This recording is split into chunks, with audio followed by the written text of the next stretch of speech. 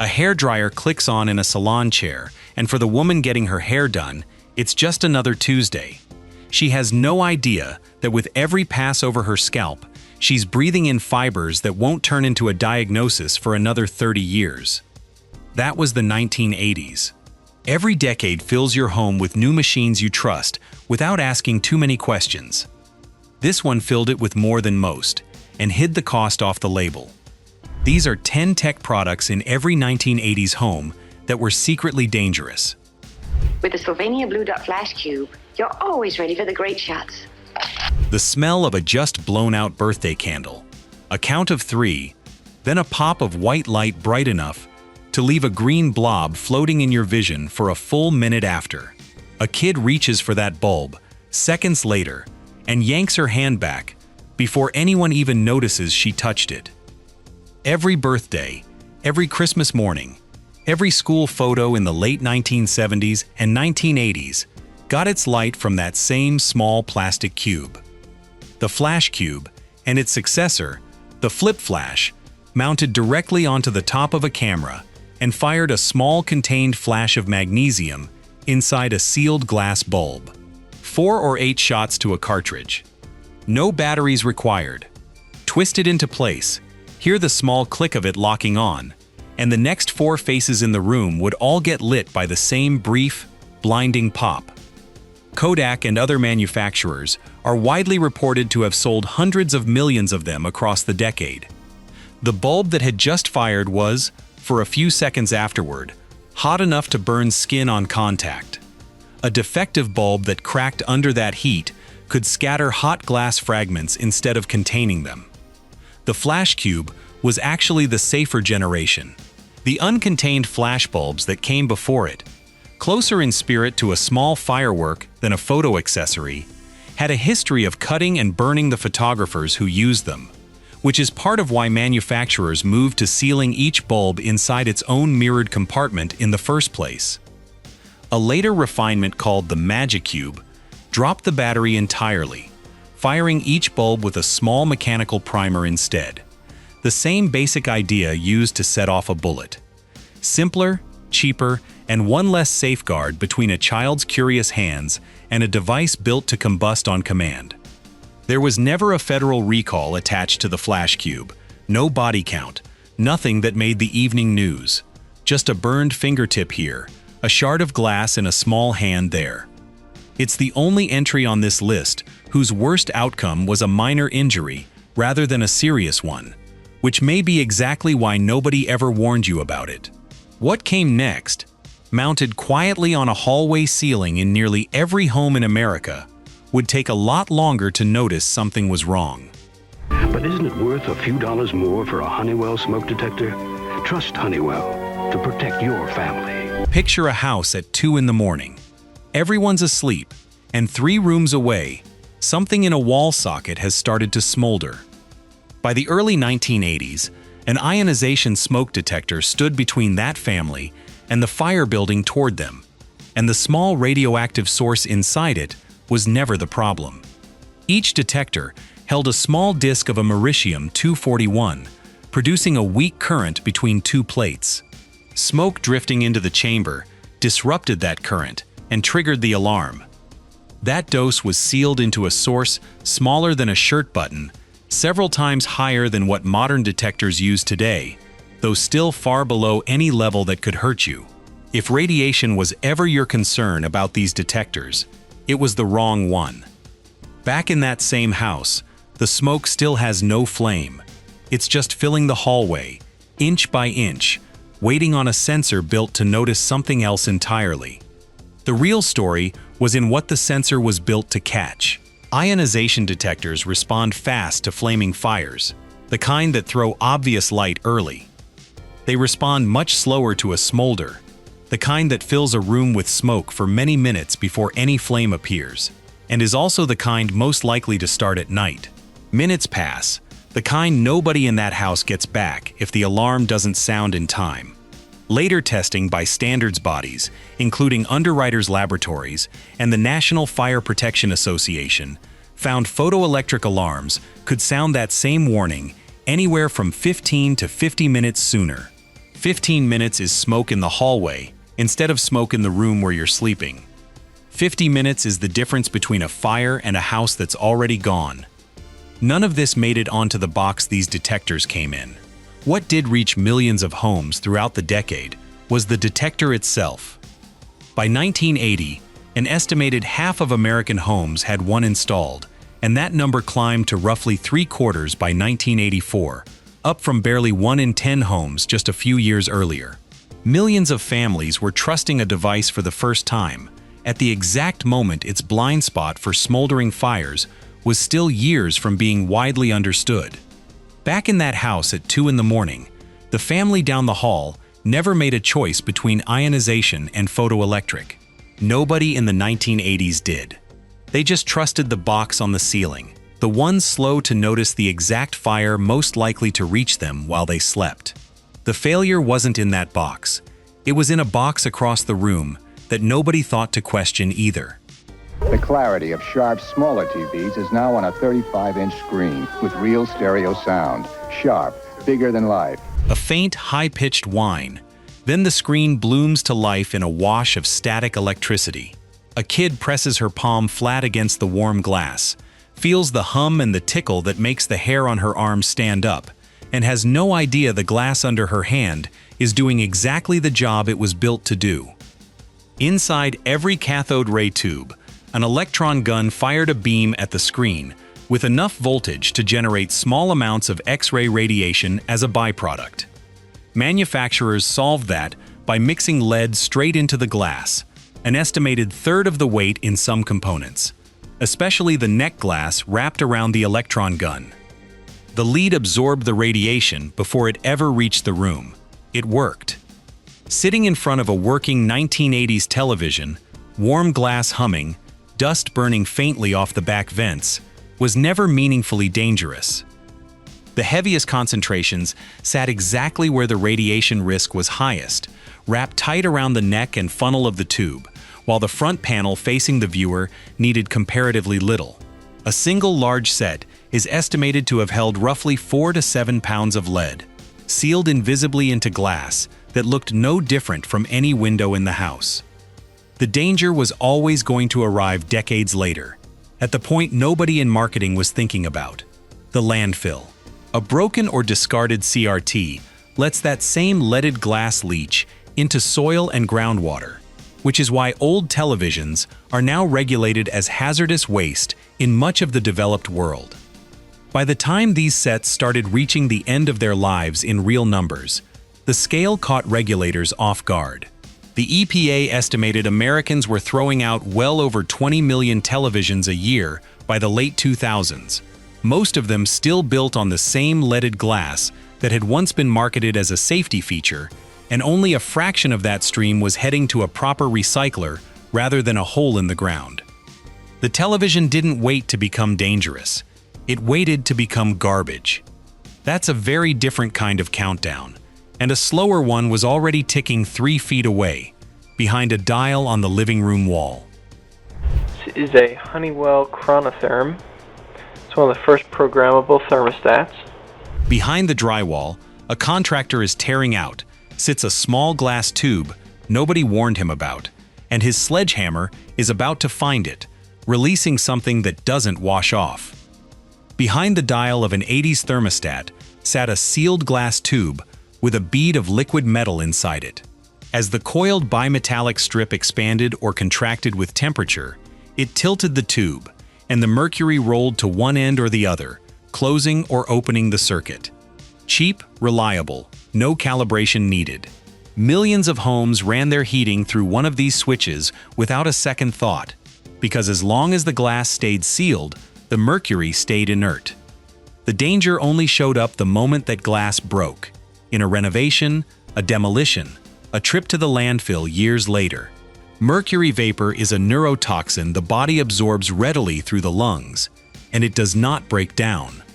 It moves into the nervous system quietly, with no burn, no smell, no immediate sign that anything has gone wrong.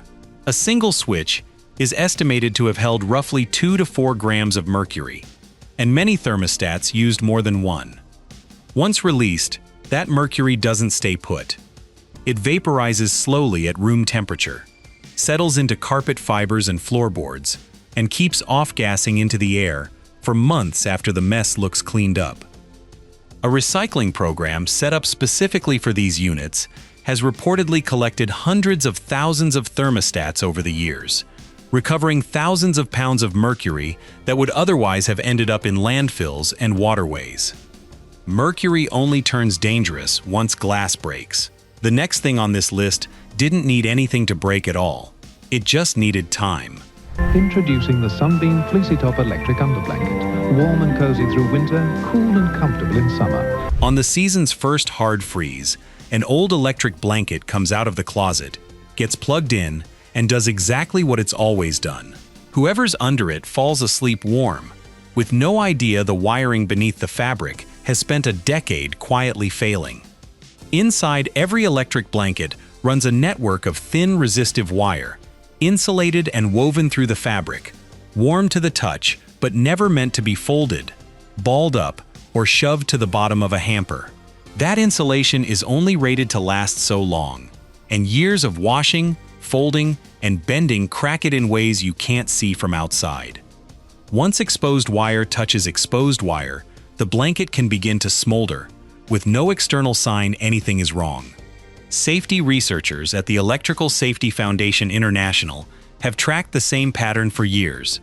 Of the several hundred electric blanket fires reported annually in the United States, almost all trace back to a unit more than a decade old. Part of the reason is timing. The self-regulating wire technology that let a blanket sense its own hotspots and quietly correct them didn't reach the market until 1984, which means most blankets sold earlier in the decade relied on older bimetallic thermostats, a handful of mechanical switches, doing a job that later generations spread across the entire blanket. The blanket doesn't announce that it's failing. It just runs exactly as it always did, right up until the night it doesn't. The blanket at least gives you decades of warning.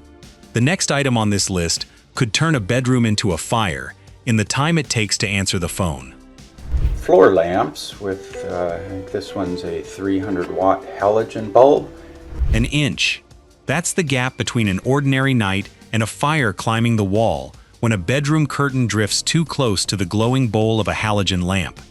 Of 12 confirmed deaths tied to these lamps in one CPSC study, 10 were children. Halogen Torchiere lamps hit the American market in 1983. Tall, minimalist, 6 feet of brushed metal, topped with an open bowl that bathed a room in soft light.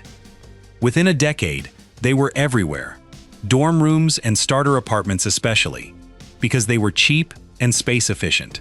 The bulbs inside that bowl ran between 300 and 500 watts, and even the lower end of that range could reach roughly 1,000 degrees Fahrenheit within moments of switching on, hot enough to fry an egg in about 3 minutes.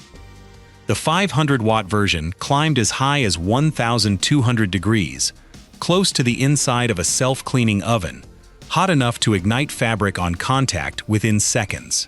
The open design that made the lamp so good at lighting a room also left that bulb almost entirely exposed. By the mid-1990s, the lamp had settled into millions of bedrooms, exactly the way it was pitched, propped in a corner where a curtain could drift close without anyone noticing. The Consumer Product Safety Commission eventually tied these lamps to at least 189 fires and 11 deaths, prompting a 1997 program to retrofit an estimated 40 million lamps already in American homes with protective wire guards. Curtains alone accounted for roughly 30 of the documented fires. Bedding, paneling, hanging clothes, even a towel draped over the top to dim the light, the ordinary contents of a bedroom, all close enough to catch. Halogen lamps burned fast and obvious. What came next in the 1980s took years to show its damage, and by the time it did, an entire generation had already spent a decade under the lights. Perfect Sun offers 8 types of home tanning beds, including the popular Perfect Sun 26CP. What does a mother have in common with the teenage daughter lying in the salon bed next to hers? The same bronze glow, the same bank of UVA tubes, and the same certainty that they'd both found the safe way to tan. Salons popped up in strip malls and shopping centers across the country through the decade, each one offering the same pitch in a slightly different wrapper: a controlled dose, a private room, a tan without the burn. Indoor tanning beds used fluorescent lamps engineered to emit mostly UVA, rather than the UVB rays responsible for sunburn, and the industry marketed that difference directly as the controlled, safer alternative to burning in the sun. The first commercial salon opened in 1970, and for the next 2 decades the prevailing belief, inside the industry and out, was that UVB alone drove skin cancer risk while UVA was comparatively harmless. That belief started cracking in 1992 when the World Health Organization's Cancer Research Arm first classified UVA, UVB, and sunbed use as probably carcinogenic. It took until 2009 for the same body to move tanning devices into its highest risk category, the same one given to tobacco. By then, an entire generation of 1980s teenagers had already spent years under the lamps. The FDA didn't issue its first federal exposure guidelines for tanning devices until 1986, and even then, nothing stopped a teenager from walking into a salon unaccompanied. There was no age restriction on minors at all. People who begin indoor tanning before age 35 face a melanoma risk reportedly around 75% higher than people who never use one. Tanning took years to reveal what it was doing. The next item on the list worked much faster, and the room didn't need sunlight to fill with something dangerous. A kerosene monitor system, one of the most efficient heating systems on Earth. No smell, no color, nothing to warn you. That's what was quietly filling the room while a family slept behind windows sealed tight against the winter cold. A kerosene heater burning in the corner of the bedroom. Coming out of the previous decade's energy crisis, more than 2 million families reportedly bought a kerosene heater in 1982 alone, drawn by the same pitch every year.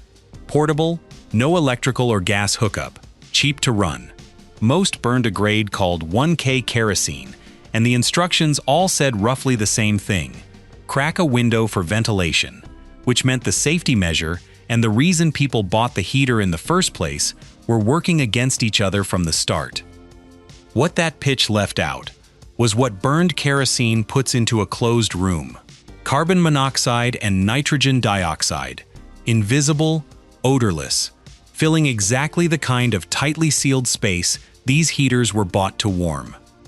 Early carbon monoxide exposure feels almost exactly like the flu: a mild headache, a little nausea, a foggy kind of tiredness, which meant a family could spend an entire evening breathing it in and simply think they were coming down with something. The CPSC opened a formal investigation the same year sales peaked, and by 1983 had pushed manufacturers into emergency shutoffs, wick stops, and tighter emissions caps, changes that weren't required in heaters sold before the 1984 to 1985 season. By 1987, the Commission's own data tied kerosene heaters to an estimated 60 deaths and 1,900 residential fires in a single year, on top of an unknown number of carbon monoxide exposures that likely went undiagnosed. Kerosene heaters killed the way carbon monoxide always kills: quietly. The next item on this list did the opposite. It killed slowly enough that almost nobody connected the two.